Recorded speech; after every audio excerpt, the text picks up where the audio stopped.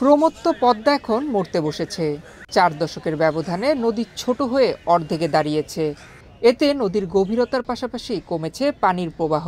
হুমকিতে পড়েছে পদ্মা নদীর পুরো জীববৈচিত্র্য।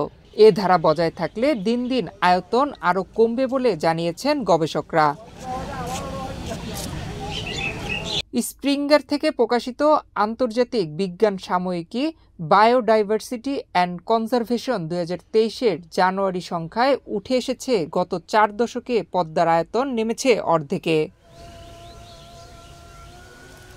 গবেষণার তথ্য বলছে 1984 সালের তুলনায় 2023 সাল পর্যন্ত শুকনো মৌসুমে পদ্মা নদীর আয়তন কমেছে প্রায় 50%। পানির গভীরতা কমেছে 17.8%, প্রবাহ কমেছে 26.2%, আর মিঠা পানির সরবরাহ সর্বোচ্চ 90% পর্যন্ত কমেছে। রাজশাহীর গোদাগাড়ি থেকে রাজশাহী সারদা পর্যন্ত। তো সেখানে আমরা স্যাটেলাইট ইমেজ অ্যানালাইসিস করে দেখেছি যে মূলত শুকনো মৌসুমে শীতের সময় পদ্মার নদীর আয়তন অর্থাৎ যে অংশে পানি থাকে সেটি কমে প্রায় অর্ধেক হয়ে গেছে এবং চরের সংখ্যা অনেক বেড়ে গেছে। যেমন 1982-83 সালে আমরা প্রায় 140 বর্গ কিলোমিটার মতো পানি পেয়েছিলাম, সেটা 2019-এ এসে প্রায় 70 বর্গ কিলোমিটার মতো জায়গায় পানি ছিল। তো সেখান থেকে এটা অ্যাপ্রক্সিমেটলি প্রায় 50% আর কি কমে গেছে।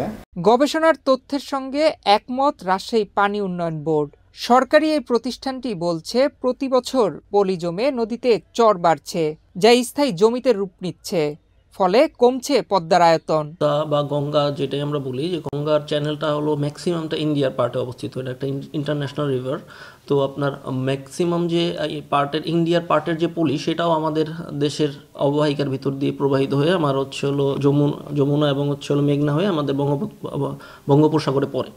তো এই যে বিশাল একটা পলির যে সার্জ আসে আমাদের দেশে, সেটা আমাদের দেশের বিভিন্ন আমাদের যে অববাহিকা, পদ্মার অববাহিকার বিভিন্ন জায়গায় সেটা জমা হয়ে যায়। জমা হয়ে যাওয়ার কারণে দেখা যাচ্ছে কিছু কিছু জায়গায় সেই অস্থায়ী পলিটাই জমে একটা অস্থায়ী চর সৃষ্টি করে ফেলে, যেটা আমার নদীর অববাহিকাগুলোকে হচ্ছে হলো আপনার হলো একটা জমিতে পরিণত করে। যেমন ধরেন আপনি আমাদের দেশের পোর্শনগুলো যদি চিন্তা করেন, আমি রাজশাহীর পার্টে বলি, চক্রাজাপুর একটা জায়গা আছে যেটা একটা আগে সেটা পদ্মার অংশ ছিল। পরিবেশ কর্মী ও নদী গবেষকরা বলছেন ফারাক্কার প্রভাবে পদ্মার বেহাল। নদীর নাব্যতা ধরে রাখতে সরকারকে এখনই উদ্যোগী হতে হবে।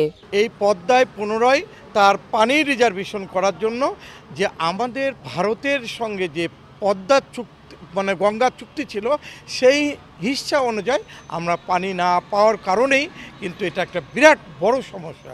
এই সমস্যার সমাধান করার জন্য আমাদের যে আপনার রাজবাড়ী পাংশায় ফিজিবিলিটি স্টাডি করে গঙ্গা ব্যারেজ নামে যে একটা প্রকল্প গ্রহণ করেছে, সেই প্রকল্পটা যদি বাস্তবায়ন হয় তাহলে কিন্তু আমরা অল মৌসুমেই কিন্তু আমাদের পানি রিজার্ভেশন হবে, এবং রিজার্ভেশন হলে এই অঞ্চল, দক্ষিণ অঞ্চল, সব অঞ্চলেই আমাদের পানি থাকবে, পানির প্রবাহটা ঠিক থাকবে।